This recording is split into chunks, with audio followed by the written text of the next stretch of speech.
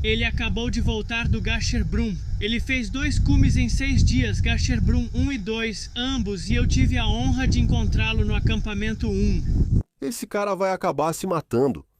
Todo alpinista no K2 ouviu o rádio no acampamento base naquela noite, 5 de fevereiro de 2021.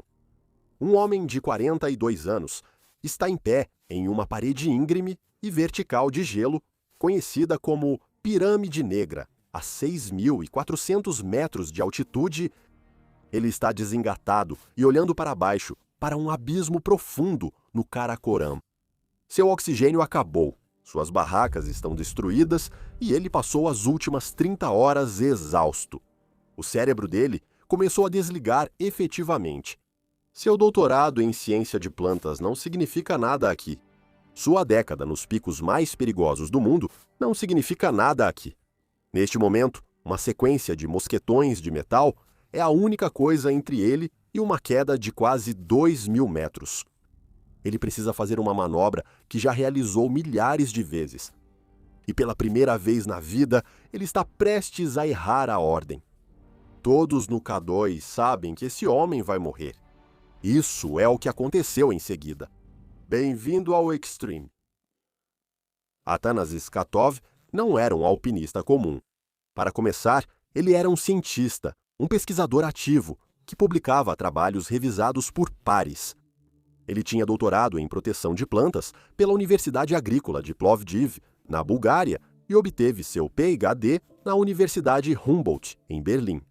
E passou o início de sua vida adulta estudando o controle biológico da mosca branca de estufa.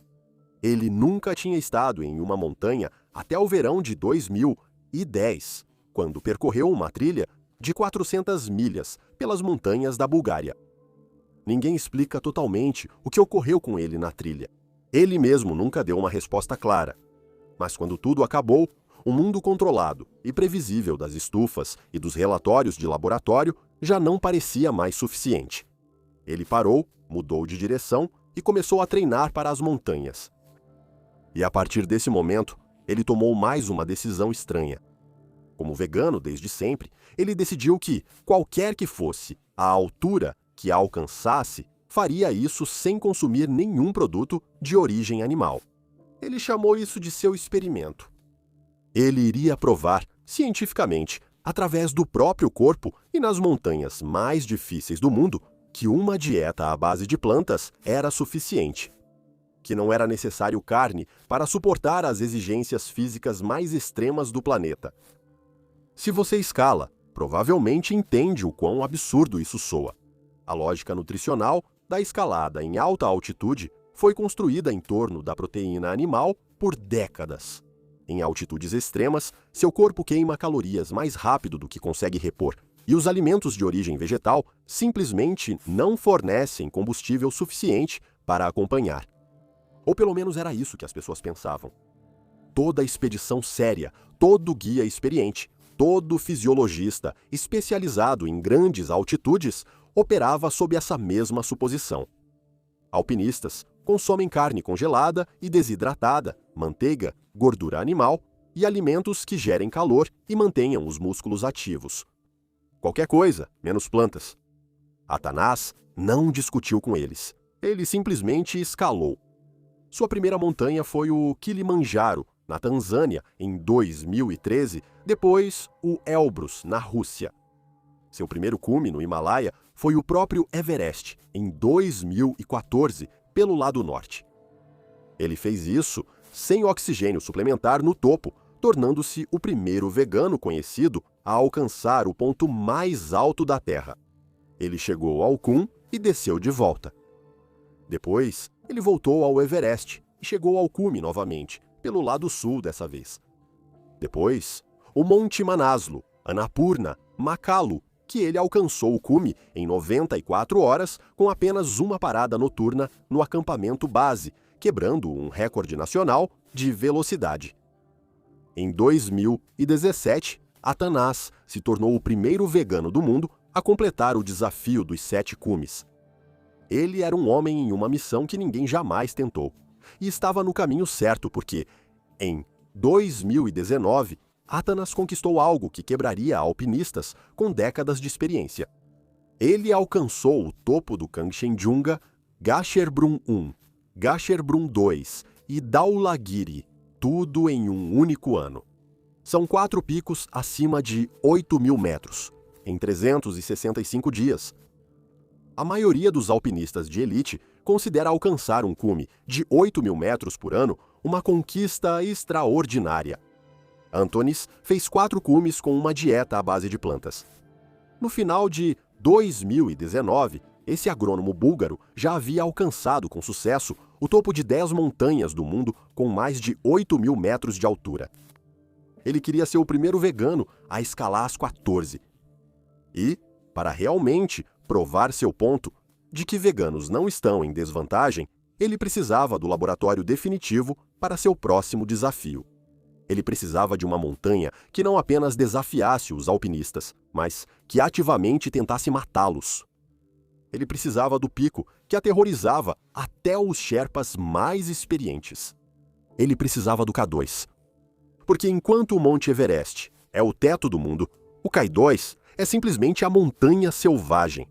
Localizado no coração remoto da Cordilheira Karakoram, na fronteira entre o Paquistão e a China, o K2 tem 8.611 metros de altura.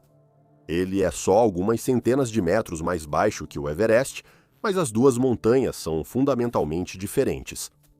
A rota padrão do Everest permite que os alpinistas caminhem por longos e agonizantes trechos. O K2 não oferece absolutamente nada disso. É uma pirâmide irregular e selvagem de rocha negra e gelo azul impenetrável. Não há trechos para caminhar, nenhum lugar para recuperar o fôlego. As estatísticas dizem tudo. Mais pessoas já foram literalmente ao espaço do que estiveram no topo do K2. Para cada 4 alpinistas que chegam ao cume com sucesso, um fica na montanha para sempre. Isso é no verão. Atanas Skatov não estava planejando ir no verão. Ele se inscreveu para a temporada de inverno de 2020 a 2021. Escalar o K2 no verão é extremamente difícil. No inverno é simplesmente impossível. A temperatura cai para menos 60 graus Fahrenheit. Em janeiro e fevereiro, a corrente de jato, uma faixa de ventos com força de furacão que circula a alta atmosfera, desce diretamente sobre o K2. Os ventos frequentemente ultrapassam 120 milhas por hora, mas é a pressão atmosférica que faz do K2 no inverno uma verdadeira armadilha mortal. Porque o ar frio é mais denso e se comprime para baixo, a pressão do ar no Q2 durante o inverno cai tanto que, em certos dias de fevereiro, um alpinista a 26.000 pés no Q2 está, na verdade, inalando menos oxigênio a cada respiração do que estaria estando no próprio cume do Monte Everest. Alpinistas vinham tentando alcançar o cume do K2 no inverno há mais de 30 anos e sem sucesso. Era o último grande prêmio do montanhismo de alta altitude. Seu corpo não consegue se aclimatar a isso. Ele simplesmente começa a morrer. O sangue engrossa, a digestão para completamente, porque o estômago não pode gastar o oxigênio necessário para digerir os alimentos. Para sobreviver, o corpo humano precisa desesperadamente de calor, gerado pela queima de grandes quantidades de calorias densas. Para um vegano estrito, entrar em um ambiente de menos 50 graus, onde o corpo clama por gorduras animais densas, era a aposta mais arriscada possível. Se o experimento de Atanas Skatov tivesse um chefe final, este seria ele. E em dezembro de 2020, ele decidiu encarar o desafio. Antonis arrumou seu equipamento e começou a exaustiva caminhada de uma semana pelo congelado glaciar Baltoro. Mas quando finalmente chegou ao acampamento base do K2, a 5.200 metros de altitude, o que viu foi uma cena diferente de tudo o que a montanha já havia presenciado. Normalmente, uma expedição de inverno ao K2 era uma empreitada solitária e desesperadora envolvendo apenas alguns alpinistas experientes. Mas como a pandemia de Covid-19 fechou as fronteiras para a escalada no Nepal e na China, Durante todo o ano de 2020, o Paquistão se tornou a única opção. Naquela temporada, o acampamento base virou uma vasta vila congelada. Mais de 60 montanhistas haviam se reunido na geleira. Havia expedições independentes, como a do lendário alpinista paquistanês Ali Sadpara e do socorrista islandês John Snorri. Havia uma equipe altamente organizada, com disciplina militar de alpinistas nepaleses, liderada por Nirmal Purja. E então, havia uma enorme expedição comercial organizada pela Seven Summit Tracks, da qual Atanas fazia parte. Essa operadora trouxe um exército de sherpas, quilômetros de cordas fixas e dezenas de clientes pagantes, todos esperando garantir seu lugar na história. Atanas Skatov se acomodou em sua barraca, organizando seu equipamento e se preparando para as brutais rotações de aclimatação. Ele tinha o intelecto, tinha a resistência e tinha a crença inabalável em sua filosofia. Mas, à medida que o inverno rigoroso se instalava, os 60 alpinistas, sentados sobre a geleira, estavam prestes a descobrir que o K2 não se importa com sua filosofia, seu currículo ou sua dieta. No dia 16 de janeiro de 2021, o clima sobre o K2 fez algo que quase nunca acontece no inverno. Estava calmo. Os ventos no cume caíram para menos de 10 milhas por hora. Isso é mais tranquilo que uma tarde de verão. Meteorologistas que monitoravam o K2 há décadas chamaram isso de uma janela rara que surge apenas uma vez por geração. Os alpinistas tinham um dia, talvez 2, para chegar ao topo antes que a montanha voltasse a ser o que sempre foi. Uma equipe de 10 alpinistas nepaleses, liderada pelo ex-operador das Forças Especiais Britânicas, Nirmal Purja, estava esperando exatamente por isso. Eles se moveram rápido. Eles se moveram juntos. E às 16h43 do dia 16 de janeiro, todos os 10 chegaram ao topo do K2, cantando o hino nacional do Nepal a 8.611 metros de altitude. Eles conseguiram. 33 anos de fracassos terminaram em uma única tarde, no único dia em que a montanha esqueceu de ser letal. Para o mundo do montanhismo, foi como a chegada do homem à Lua. O último grande prêmio havia sido conquistado. Para Atanas Skatov, sentado em sua barraca no acampamento base, era algo mais complicado do que uma celebração. Ele ainda tinha 4 cumes restantes em sua lista. Um deles acabara de ser conquistado, mas isso não era motivo para voltar para casa. Era um incentivo para se esforçar mais. A rota agora estava equipada com cordas até o topo e, o mais importante, a barreira psicológica da impossibilidade havia sido removida. Então ele ficou na montanha. No dia 1º de fevereiro, essa decisão parecia ser muito perigosa. Aquela janela única, em uma geração, que levou a equipe nepalesa ao cume, se fechou no momento em que eles desceram, e o que a substituiu foi o puro inverno do Karakoram. As temperaturas no topo da montanha caíram novamente para menos 50 graus Fahrenheit, com várias tempestades de inverno. Os alpinistas que aguardavam assistiam previsão após previsão passar, sem nada aproveitável nelas. Então, nos primeiros dias de fevereiro, os meteorologistas encontraram uma pequena janela se abrindo entre 4 e 5 de fevereiro. O meteorologista da expedição foi direto ao dizer que tentar o cume do K2 em uma janela tão pequena era um risco incalculável. Uma das previsões descreveu como sendo quase impossível de sobreviver, mesmo com todas as vantagens a seu favor. Mas para os alpinistas que estavam vivendo na geleira há quase 2 meses, que já tinham gastado suas economias e viram os nepaleses conquistarem a manchete pela qual todos vieram, essa era a última porta aberta. Então, na manhã de 4 de fevereiro, dezenas de alpinistas começaram a subir em direção ao Campo 3, e Antonis era um deles. O plano era tão simples quanto agressivo. Geralmente, uma tentativa de cume no K2 ocorre assim. Primeiro, você sobe da base até o acampamento 4 a 25.600 pés de altitude. É o último abrigo antes das encostas superiores da montanha. Você dorme lá, confere seu equipamento e parte no meio da noite, subindo no escuro para chegar ao cume no início da tarde. Depois, você desce rapidamente de volta para um lugar seguro antes que o tempo feche. Esse é o procedimento estabelecido. É assim que o K2 é escalado. Mas para este cume, Atanas e o resto do grupo Seven Summit Treks não estavam partindo do acampamento 4. Por causa do mau tempo, não havia um. Nenhuma barraca estava montada ali. Então, o plano era partir diretamente do acampamento 3, acrescentando 500 metros verticais a um ataque ao cume que já era brutal. A 7.300 metros de altitude, cada 30 metros de escalada pode levar 1 hora de esforço agonizante.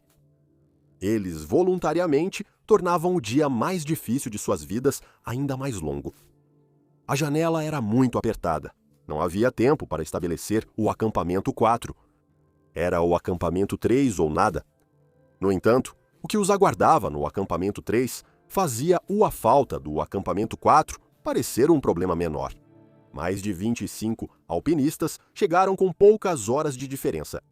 As barracas que haviam sido deixadas previamente na montanha semanas antes tinham sido rasgadas e levadas pelo vento.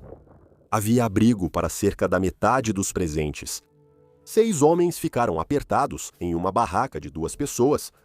Outros se apertaram com desconhecidos. Ninguém conseguia acender direito um fogareiro para derreter neve e conseguir água. Ninguém conseguia comer. Ninguém conseguia dormir.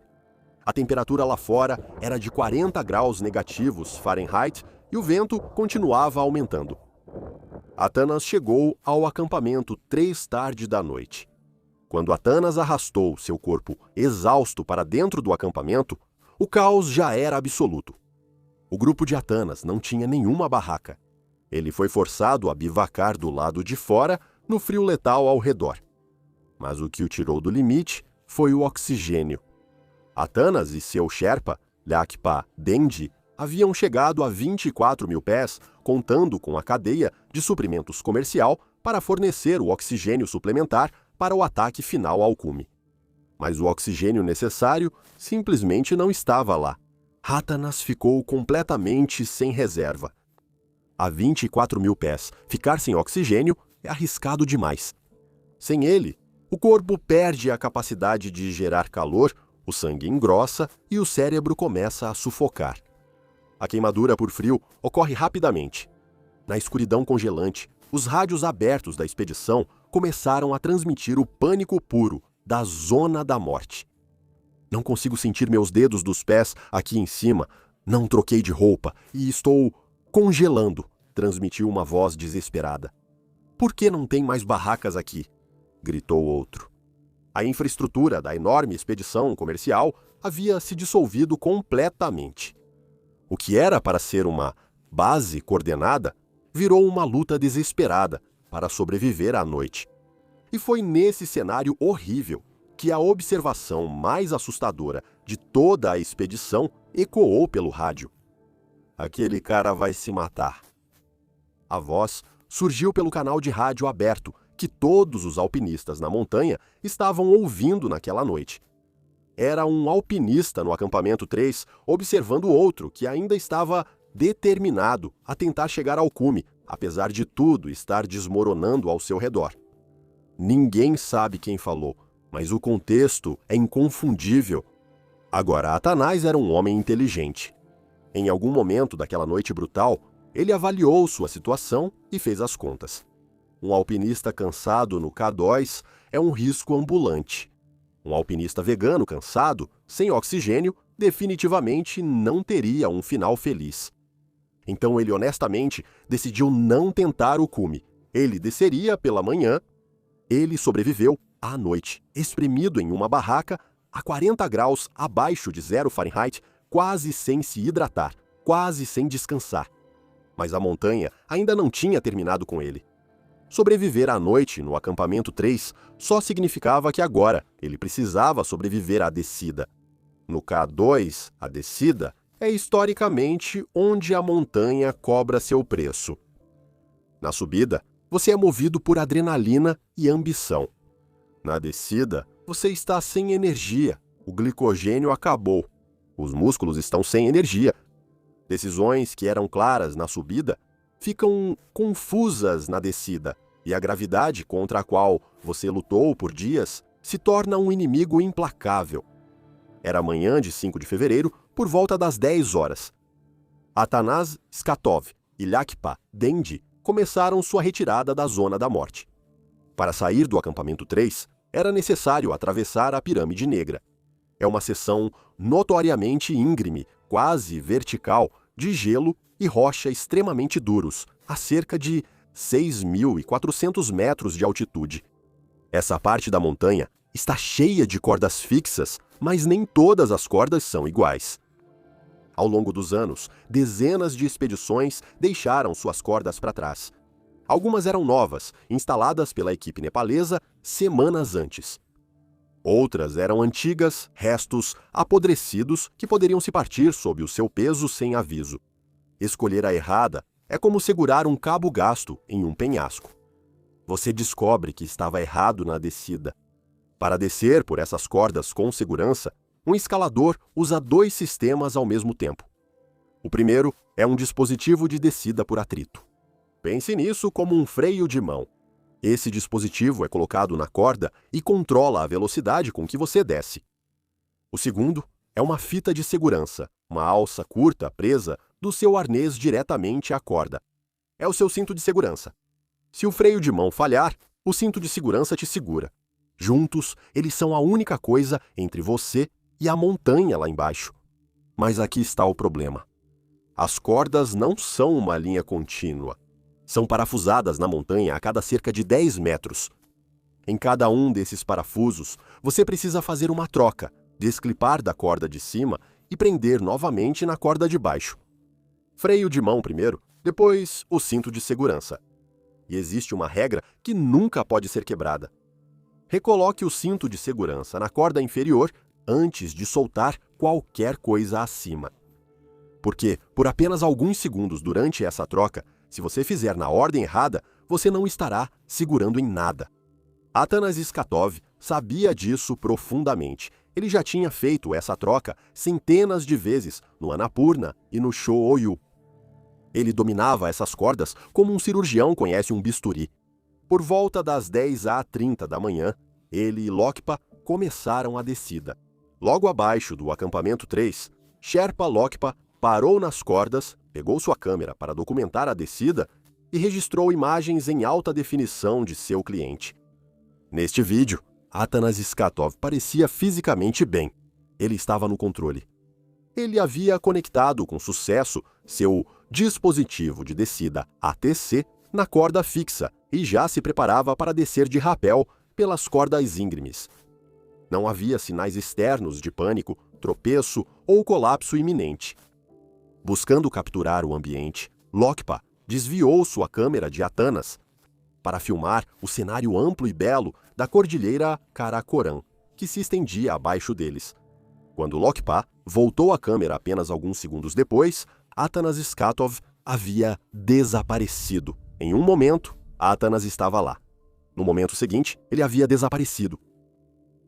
Desvio rápido. Todo mês, há uma história que não chega ao YouTube. Está lá, se você quiser. Link do Patreon abaixo. Agora, onde estávamos? Abaixo deles, na Pirâmide Negra, um cineasta canadense chamado Elia Saikali fazia sua própria descida cuidadosa ao lado de seu guia Sherpa, Pasang Phurba Sherpa. Elia não era um observador casual. Ele era um cineasta premiado de documentários em alta altitude, que passou anos documentando alpinistas nas montanhas mais perigosas do mundo. Ele veio ao K2, especificamente para filmar a expedição de inverno da lenda paquistanesa Ali Sadpara e do alpinista islandês John Snorri. Na noite anterior, sua tentativa de alcançar o cume foi interrompida porque as 6 garrafas de oxigênio pelas quais havia pago e que havia deixado no acampamento 3 não foram encontradas. Sem elas, subir mais alto seria uma sentença de morte. Então ele e Pasang recuaram um pouco pela montanha, armaram sua barraca e passaram a noite brutal, ouvindo o caos no canal de rádio aberto acima deles. Agora, eles estavam descendo, movendo-se com extrema cautela, prendendo-se a várias cordas ao mesmo tempo, porque o emaranhado de linhas antigas e novas na Pirâmide Negra tornava confiar em uma única corda um risco. Durante a descida, algo rompeu o silêncio acima deles. Sem aviso, sem som, sem grito, apenas um corpo, em um macacão de plumas vermelho brilhante, voando sobre sua cabeça. O corpo passou a poucos centímetros do crânio de Pasankaj. Então ele voou diretamente sobre Saikali, que só pôde assistir em horror paralisado enquanto Atanas Skatov girava e capotava de cabeça para baixo, quicando violentamente nas encostas geladas, duríssimas e implacáveis. Atanas caiu muito abaixo na seção da Pirâmide Negra e a velocidade de um corpo humano caindo por uma inclinação íngreme de gelo duro é devastadora. Em algum momento durante a queda, os impactos repetidos do gelo arrancaram Atanas completamente de seu macacão de plumas. Então, seu traje vermelho brilhante ficou preso na neve na face da montanha, enquanto seu corpo continuou deslizando por quase 1.800 metros até o acampamento base avançado. E esse foi o fim. As tentativas de resgate começaram de imediato. Às 15h daquela mesma tarde, um helicóptero militar paquistanês voou até 18.000 pés próximo ao acampamento base avançado. Uma equipe terrestre, incluindo o líder da expedição Chen Dawa, Sherpa, chegou ao local do impacto, mas infelizmente já era tarde demais. Atanas faleceu imediatamente no impacto. Eles recolheram seus restos mortais, colocaram-no na aeronave e o levaram de avião para Skardu. O macacão vermelho de plumas ficou na montanha. A suposição natural e imediata, quando um alpinista cai em cordas fixas, é falha catastrófica do equipamento. Rumores se espalharam rápido, relatando que uma corda fixa havia arrebentado. Mas essa teoria foi rapidamente descartada, porque o líder da expedição, Chen Dawa, Sherpa, depois insistiu que todas as cordas estavam intactas e que alguns erros devem ter sido cometidos por Atanas. Mas o depoimento mais prejudicial veio do homem que estava bem ao lado dele. Lokpa Dendi tinha acabado de filmar Atanas. Ele o viu se prender. E, mais importante ainda, Lokpa teve que descer exatamente o mesmo trecho da Pirâmide Negra imediatamente depois que Atanas caiu. Quando perguntado sobre o equipamento depois, Lokpa deu uma resposta simples e devastadora. A corda não está cortada. Eu desci pela mesma corda. Ele cometeu erros quando trocou o sistema de segurança. Ele disse. O consenso forense entre os peritos é brutal em sua simplicidade. Não houve falha na corda. Atanas Skatov cometeu um erro fatal ao trocar de corda. O que levanta a questão: como um cientista altamente inteligente, metódico, com um doutorado, simplesmente se solta da montanha? A resposta não é estupidez, não é descuido, é algo muito mais perturbador. Pense na última vez em que você estava realmente exausto até os ossos, não apenas cansado, mas tão exausto que entrou em um cômodo e esqueceu o motivo de estar ali, que leu a mesma frase 4 vezes e ainda assim não conseguiu absorvê-la. Esse é o seu cérebro a 20%. Agora, pegue esse cérebro e coloque-o lá fora a menos 40 graus Fahrenheit, sem barraca, sem dormir, sem água por uma noite inteira a 24.000 pés, onde cada respiração entrega apenas uma fração do oxigênio. Você precisa pensar com clareza.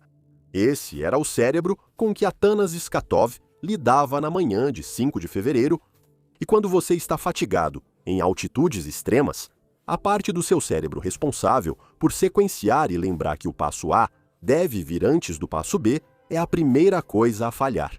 O mesmo mecanismo que faz com que colocar o cinto de segurança pareça fácil ao nível do mar simplesmente para de funcionar. Atanas Skatov não esqueceu como prender uma corda. Ele esqueceu, por uma fração de segundo, qual mosquetão vinha primeiro. Em uma estrada plana, isso não custa nada. Na Pirâmide Negra do K2, em fevereiro, depois da noite que ele tinha acabado de sobreviver, isso custou tudo a ele. O primeiro-ministro búlgaro, Boiko Borisov, se dirigiu à nação quando a notícia foi divulgada. A montanha levou mais um dos nossos grandes alpinistas. Atanas Skatov era um homem corajoso, um homem com uma causa. Ele tinha um filho de 12 anos chamado Vasil, em casa na Bulgária, e 4 picos restantes em uma lista que passou uma década construindo, mas que nunca mais veria.